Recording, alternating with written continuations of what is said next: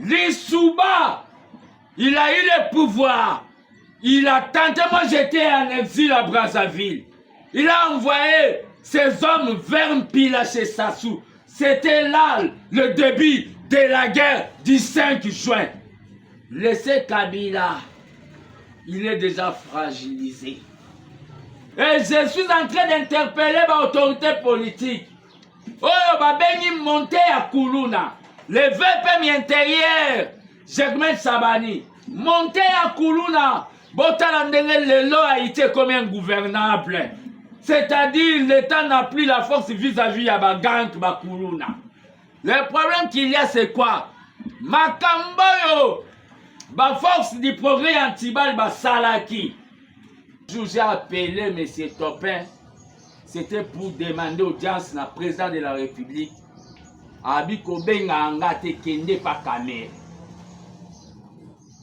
C'est comme ça qu'on pouvait répondre à un combattant.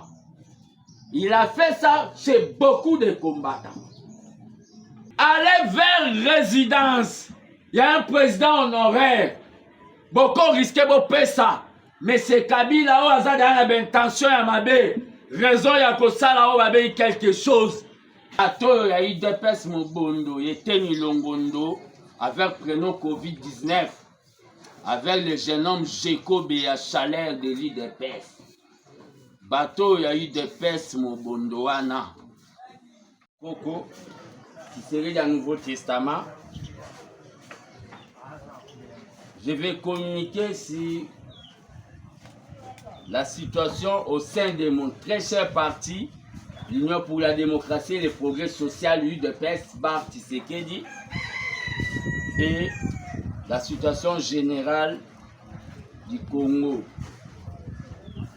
À cet instant, je remercie Nzambe pour le rétablissement.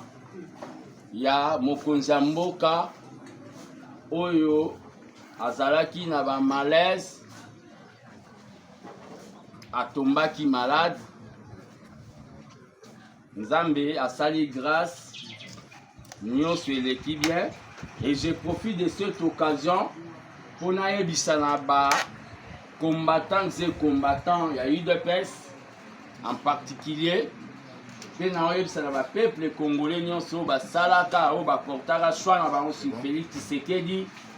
Bakoka kotia na mabondeli na tina ete Nzambe abatela ye akokisa mission na ye oyo Nzambe atindaki mpona biso peuple congolais.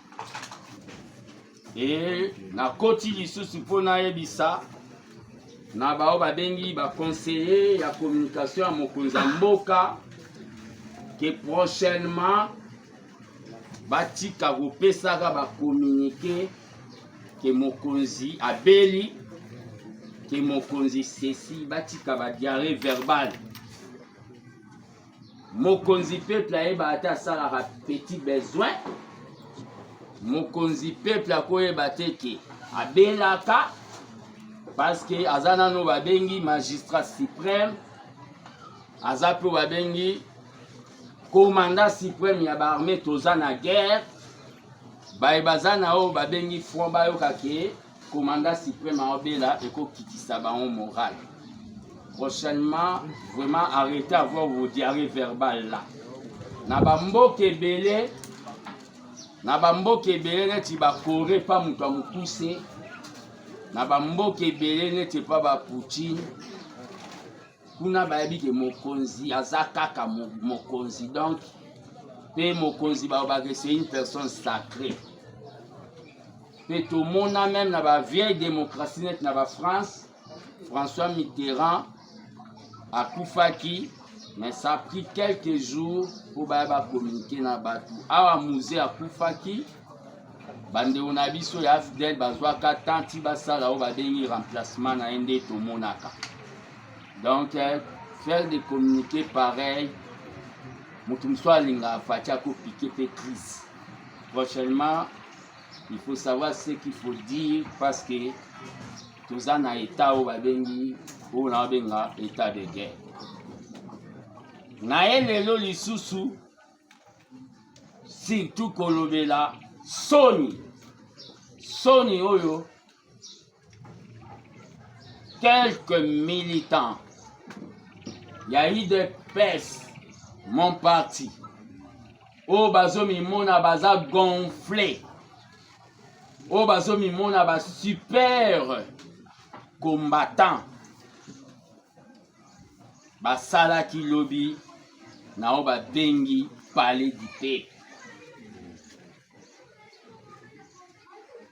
Bato ya UDPS mobondo bao balataki babandi rouge na kati ya centre ville ya Kinshasa place baambassadeur bazalaka bato oyo ya UDPS mobondo eteni longondo avec prénom Covid-19 avec le jeune homme Jacob ya chaleur de l'UDPS. Bato ya UDPS mobondo wana oyo bazolinga baorganize parti mais babandi kosala désorganisation mpe kovendre koteka image ya UDPS comme un parti bandi.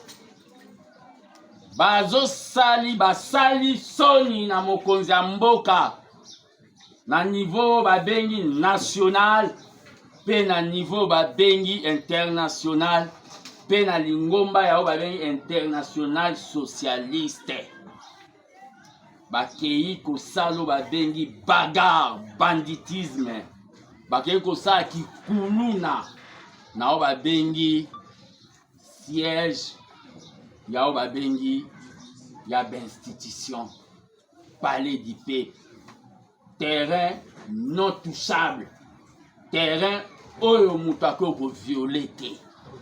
Ils sont allés là-bas à cause ya Kindoki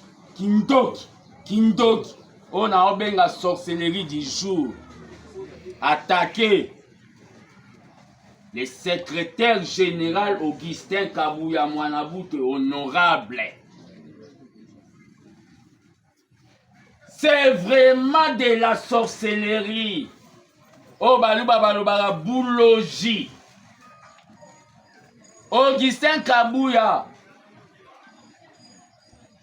akendaki ko accompagner ba ticket gagnant yao babengi UDPS, c'est-à-dire Monsieur Idriss Mangala oyo aza candidat ya biso UDPS comme président ya Sénat na Monsieur Topé Kabongo oyo aza comme questeur candidat ticket gagnant ya UDPS. Akene ko accompagner bango bayaki ko accompagner Topé Kabongo oyo nazoloba officiellement tant que baba de la jeunesse, vu tout ce qui se passe, vu que Monsieur Topin est derrière babengi bande yaba voyou ya UDPS mobondo, vu que Monsieur Topin est en train de financer Monsieur Jeko pour asalo babengi ba art ya banditisme. Personnellement, fils Moukoko, si j'étais sénateur, je ne voterai pas pour Monsieur Topin. Et je réitère au Babengi soutien à même si je ne suis pas dans l'hémicycle. Nao Babengi, Moïse Ekumbo, le jeune homme actuel, Oyo Azak Kester. Il y a un rep, il y a Gilwando. Même dans ma bota, ceux qui bomoni moi dans la binomo bazana comportement mabe, bapé sakayo babe ma responsabilité à famille. Monsieur Topin n'a pas mon soutien, ça m'engage que moi. Mais je soutiens Idriss Mangala comme ticket gagnant président. Je suis en train de dire, le secrétaire général, tant qu'un DP, il a pris au Babeng un ticket gagnant président. Idriss Mangala, conservateur. Il est conservateur des idéaux de Tshisekedi. Azui et pas à Moutamaniyema. Batamaniema bazalaki un peu frustré na Maramba gouvernement. Idriss Mangala, ayamba babengi Etienne Tshisekedi na Maman Marthe sécurisa bango na Maniema na période de campagne. C'est un combattant de longue date. Yangonde,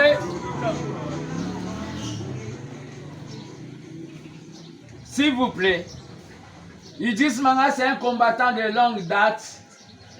Yangonde Bomoni, et puis si vraiment que Toche Tike gagnant Nabiso comme président, Yaoba Bengi, ya Sénat.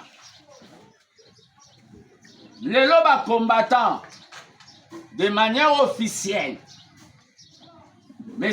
Topin et Yaoba Bengi, Tike gagnant, il y a eu des personnes, on a soutenir.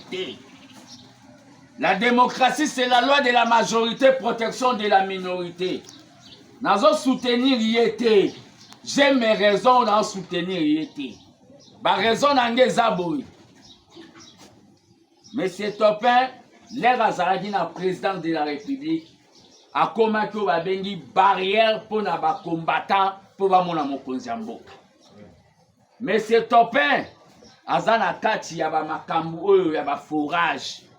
Binomo bouti koyoka mokonzi mboka ndenga lobi makambu ya ba o bazo bambela Nicolas Kazadi alobi bazo bambela. C'est pour cela votre collègue entre guillemets parce qu'il n'est pas professionnel comme vous, c'est un laborantin. Israël Mutombo, c'est un laborantin en Mesa. Soka senga kimbongo to soka zana besoin mbongo atika kusala ba chantage. Na Kombo, Yaoba Bengi, Monsieur le ministre honoraire Nicolas Kazadi. Sinon, il sera traduit en justice. Parce que à la justice, pour Abanda Koloba, il y a aussi manque de choses à dire à la table télé-réalité. Dans le moment où on a eu Koloba, le siège est un nombre de paix, c'est ce que je voulais dire. À saliété, à tenir compte na ba combattant à diaspora ou baza représenté na Topin Kabongo. À tenir peu compte na ba combattant ya Congo awa ou baza représenté na le président Tike Gagnant Idriss Mangala. Moi j'ai eu au babengi ba réserve si Topin parce que un combattant doit avoir au babengi les fondamentaux, il y a les pères solidaristes.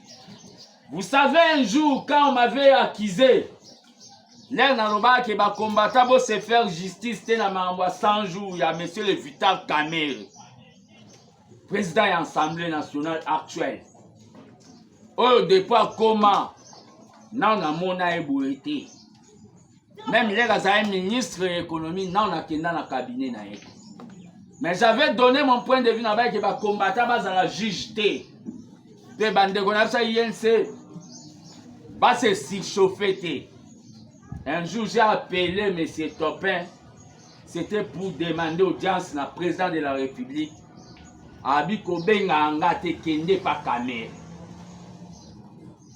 C'est comme ça qu'on pouvait répondre à un combattant. Il a fait ça chez beaucoup de combattants. Il m'a répondu qu'il n'est pas Kamerhe. Il m'a taxé de camériste. Mais aujourd'hui, où est Kamerhe? Dans les institutions. Donc, je ne peux pas, moi, appuyer un type comme ça, même si mon parti politique est placé comme ticket gagnant. Donc, mon choix est sur Moïse et Kumbo Oyo, Aza, actuel questeur, et jeune. Il peut bien représenter au Babengi la jeunesse congolaise. Par rapport à Mamouezo le Sénat, Samalukoni. Pourquoi les gens veulent jouer avec tous les 11 maillots dans un terrain de football? Au bêta qui dé, au Komungo bêta 9. Samalukoni. Ozolo ba mambu ya ba poids politique. Sur le plan pourcentage, Katanga na grand format nango. Na ba Jekamine, na Prestige, na ba Mbongo Zouai comme premier ministre. Le président a veillé que 17% na Katanga. Quel est le travail au Abataki pour le président, n'est-ce pas, ce grand Katanga? 17%. Le président Jean-Pierre Mbemba va travailler à ma casse à niveau de l'Équateur. Partout, c'était dans des trentaines. Mais au Katanga, c'était 17%. Quel poids politique? Poids léger, mais aux Agas, on a titre Gaïa, Premier ministre. Ne comparez pas le poids politique avec le titre. Au pays, en cavalier solitaire, n'a idée que l'IDPS a présenté son ticket gagnant, Idriss Mangala, parce qu'il est au première force dans le Sénat. Et le président du Sénat, le suppliant automatique, il y a président de la République en cas d'empêchement. Nous ne pouvons pas laisser ça na bateau dans la famille nous sous. Nous étions à tous vu en on a maï pendant 100 ans. Et robon wangandote. Basama Lukonde Bauta ferme ya Kindakati. C'est un fermier. Akotikalaka fermier. Sama Lukonde Liboso Kabila Okugolobe l'autre côté. Ça je vous le dis. Mais biso ba fils Nko Liboso Kabila na otale na misu. Parce que je n'ai pas de dette vis-à-vis nae. Je n'ai pas de partie signée vis-à-vis nae. Donc Sama Lukonde, ce que vous êtes en train de chercher là, Ezola Kisake, na bambongo zwaki na primature, na bambongo zwaki na primature, na gouvernement na yo tchaki ya ba warrior wana, au sur le plan, yanzungu ba congolais, et ça le côté, ba congolais ba mona viandité, sur le plan nyonso ba mona pe le côté, makambo zo luka, yeba ko supporter charge wa. Je demande à tous nos sénateurs. Ah ben les choses ça na Sénat. Toyo cannabis sote ke mutu. Apesa kimbon. Bakaro soki bagito. Ozalaka na sona soyebi komo traiter batukuna. Oyo komi kester mama. Olingo koma kester à vie. Tozo planifié que somba 60 jeep. Il y a 60 000 $ pour payer ça bas sénateur. Na yango na zo ko yebisa na bas sénateur. Tant que baba de la jeunesse congolaise. Soki toyoki solo qu'il y a eu corruption. Sachez très bien. Cheval de bataille nanga pendant 5 ans. Et que zala ya ko sinise peuple congolais mikanda. Natina ete babo ma Sénat koma na obabengi chambre unique net na Sénégal. Na kozwa travail wana les gens vont signer parce que bino il faut bozala bateau bozo pese exemple na mboka. Donc attention na obabengi toute corruption oyo ko se passe. Na makambo elekai na parler du peuple.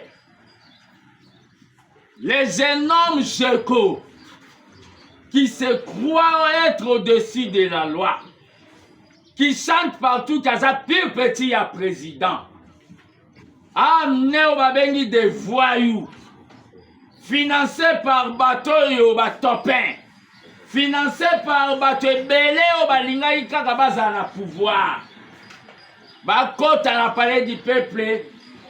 Pour menacer le secrétaire général Augustin Kabouya, on a un moment où on a une étiquette à un honorable député. C'est pour cela que nous avons acquis les droits. Acquis les droits, c'est-à-dire, nous avons 2 secrétaires généraux, l'Assemblée nationale et le Sénat. Bako Kakosa la plainte. Nous avons la justice congolaise. Nous avons Constant Moutamba. Va se saisir du dossier. Je dois répondre à l'acte, il y a des vidéos qui circulent. Il doit répondre à l'acte, il y a banditisme. Quelle est l'image que nous allons donner dans la démocratie congolaise? il faut répondre. Pour ceux qui sont en train de dire que dans le moment où le président a abandonné les combattants à force du progrès, comment ça va acte, il y a banditisme. Le Congo n'est pas l'Haïti. Et je suis en train d'interpeller l'autorité politique. Babeni monté à Koulouna. Le VP intérieur, Jegmet Sabani, monté à Koulouna. Botalandenge Lelo a été comme un gouvernable. C'est-à-dire, l'État n'a plus la force vis-à-vis à Bagank Bakoulouna. Le problème qu'il y a, c'est quoi? Makamboyo, la force du progrès Antibal Basalaki. Allez vers résidence. Il y a un président honoraire. Beaucoup risquaient de payer ça. Mais c'est Kabila, où il y a une intention, il y a raison, il y a quelque chose. Je suis en train de vous le dire. L'histoire se répète. Je parle tant que prophète politique. L'histoire se répète comment? Lissouba, il a eu le pouvoir. Il a tenté, moi j'étais en exil à Brazzaville. Il a envoyé ses hommes vers Mpila chez Sassou. C'était là le début de la guerre du 5 juin. Laissez Kabila. Il est déjà fragilisé. Il a peur même d'habiter dans Mene à Kingakati. Parce qu'il sait très bien qu'il a des dettes morales vis-à-vis du peuple congolais. Laissez Kabila. On l'aura un jour. Ne mettez pas la charrue devant l'épée. Bato Baolo, que le président a abandonné la force du progrès. Dans un état de droit. Ce ne sont pas les forces du progrès seulement qui ont eu à voter le président. C'est tout le peuple congolais. Vous voyez, les gens de Antibal commençaient même à torturer la population. La population qui avait voté pour le président. L'état de droit ne veut pas dire que l'UDPS est au-dessus de la loi. L'état de droit ne veut pas dire qu'il y a impunité pour les membres de l'UDPS. Même la Bible baloba que oya moko faut betaye makasi pour être abatu misusu. Pour être abatu misusu. Pourquoi les gens veulent dire qu'on est entré? Non, on ne sacrifie pas. Comme celui qui avait menacé Obabengi, qui lui mbalemba le général. Oh menacé, tu mets ta main à couper. Le lo kimi biloba loba. Po bilanda landa fils mko ngapena bandoloba na koma na base. Bilanda landa. Fils mko ayebi place à Bombani. Je suis en train de vous dire, naba acte je passe à la kilobi. Peut-être aujourd'hui bolinga boyo ko eza kedei na kati ya Congo. Mais na ebisa bino na tambola na molimo ya Tshisekedi. Je venais na oka voir ebima na mozola nsele. Ndeni koko makunate il y a des bandits. Botika ozwangati.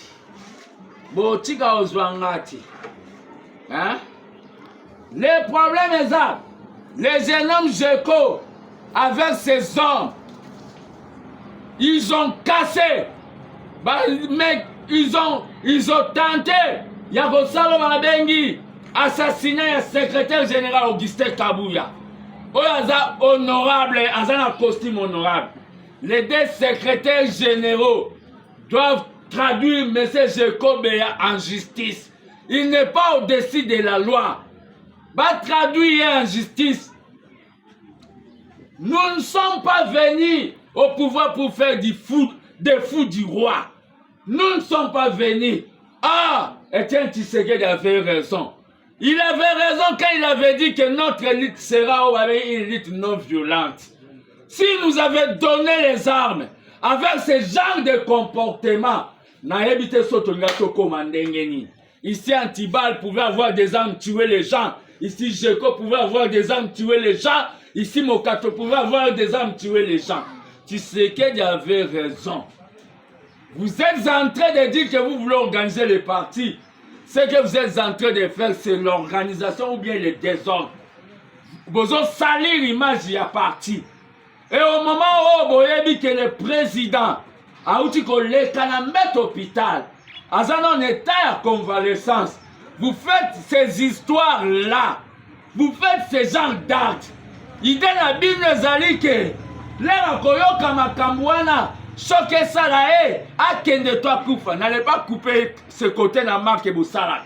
Je n'ai pas dit que je souhaite la mort du président. Idée na bino le bozo linga, bozo saba désordre. Le président quand il va attendre ça, la situation où tu connais Kassiko, moral nezari. Je sais très bien que vous n'aimez pas Oyo Balobi Augustin Kabouya. Je sais très bien que vous ne l'aimez pas. Bozo linga ba futa la monnaie de singe. Au moment où la sali le lot, quand même il dépêche comment respecter sur le plan d'État, il y a pouvoir d'État. Je le sais très bien. Mais les lots maman Martha Lobby, que c'est la convention démocratique. Vous n'avez pas respecté même maman Martha. Vous êtes allé encore faire plus que ce que vous pensez faire. Nao Abengi Parlement. Ça ne doit pas passer comme ça. Ça ne doit pas passer comme ça. Ça ne doit pas passer. Ils doivent être traduits en justice. Pena moment oyo. Otozoloba. Ils ont cassé. Ils ont vandalisé. Parce que la tente na vie un secrétaire général. Je ne parle même pas du secrétaire général, un honorable député. Au moment, il accompagnait les tickets gagnants de l'IDPS et votre topin là, qui vous donne beaucoup d'argent pour que négocier c'est votre topin là. Si on l'a placé comme questeur, c'est pour respecter seulement les combattants de la diaspora, que j'espère déjà ils seront dessus. Bah ebi comment topin ça il appelle bah toi diaspora barrière pour bah na ba projet pembe na mokonzambo. Je reste constant dans mes propos. C'est-à-dire, Idrissa Mangala c'est mon ticket gagnant, mais topin Asa Mokilnaï.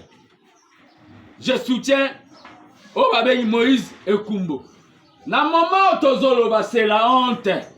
Même si c'est le père, là où il est, Kuba Janinde Balouba Balobaka, dans l'au-delà, hier il a beaucoup pleuré. Il a beaucoup pleuré pour un jeune homme, pour Bapé Siembongo. Au lieu, pour Bapé Siembongo, Azo Zwatan ya okende ko recruter Bakuluna, pour amema baona baki Kalungu, na ba machette à Sika. Tina Kacha parler du peuple. Mais c'est ce que vous allez répondre de tous vos actes là devant la justice. Peuple congolais, parlez du peuple Zayabino. Que cette histoire ne passe pas. Va tourner à la page 90 comme à la page 91. Et passer. Et le ça ne doit pas passer. Toujours, même bande, Yabatu. Vous n'aimez pas l'IDPS. Vous n'aimez pas l'IDPS. Nous sommes au Babengi, Bayaya, Baparti, Missous, et le connu Toté Yaba en un moment. Et le connu Toté Yabango. Objectif Nabango Yamaka Césarine. Comme Kabouya va accompagner le secrétaire général, comme Kabouya va accompagner les tickets gagnants, tout ça la art, il y a vandalisme, na niveau ya palais du peuple, pour les mokonzambo kayo kabon, azwa décision ya olongo là. Ça vous reste, talaba tout niveau ya plan. C'est-à-dire, nde bazawana, jeko, tellement zimbongo ya bato bazo luka mutu ya Kabouya. Aza près même ya bobomata 10 combattants pour alobaka ke Kabouya mukasali yango pour balongola Kabouya. Mais Nzamba va permettre Angoti. Nzamba va permettre Angoti. C'est tant que le salami, ce n'est pas l'IDPS. L'IDPS était allé accompagner Kabouya tant qu'il rassemblait. Amemaki Idriss Mangala tike gagnant na biso. Amemina les fameux topins. Amemina les fameux topins na bango la finance à bango. Mais ils sont venus faire. Mais ces topins, hypocrisie na lingangoti. Pe ba combattant obino nyonso bozo soutenir topin wana. Bon c'est là-bas voter, ceux qui vont voter, bon benga ceux qui vont yamba bino. Même au sénateur je m'adresse. Mutu wana topin obotia pembe nyambongo wana. Vous aurez beaucoup de difficultés pour vous avoir des monuments. Vous aurez beaucoup de difficultés.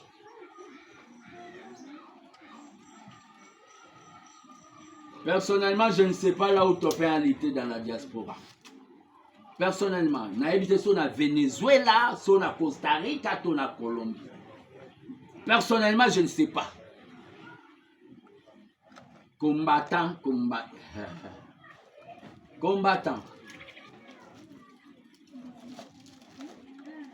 Sonyo bozoyo kisa, mokonzi mboka. Sonyo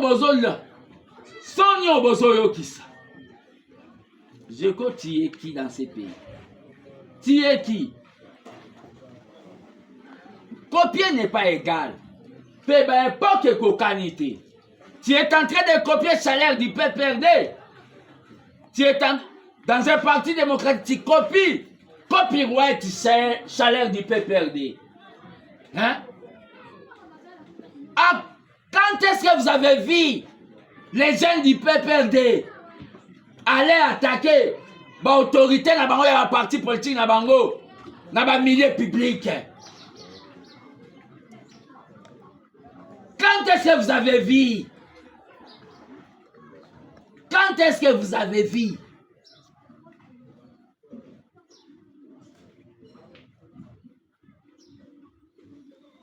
Les assauts. Je continuerai à rester au Babeni gardien de la légalité. J'attends que vous me tuez. Nazela bobo manga.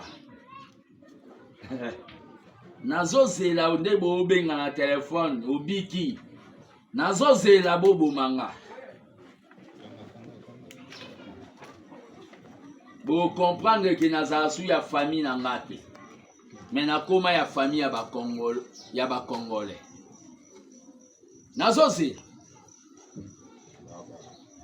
Nazozela. Je veux que la justice soit faite. Je veux que la justice soit faite. Bokende boyemba ima parti. Pobola sakeboza. Batoyi de pes. Quelqu'un peut être avec une fille ou fils. Il y a des parents morts. Si vous se comporter mal, bah acte naïe et quoi engager bah parents naïe. Vous êtes déjà des adultes. Ce que vous avez fait, chanter l'hymne du parti. Loba IDPS, appelé Fatih Siona, Biki Rouge. La loi restera la loi. Fatih n'est pas au-dessus de la loi. J'ai dit, je vous remercie. Baba.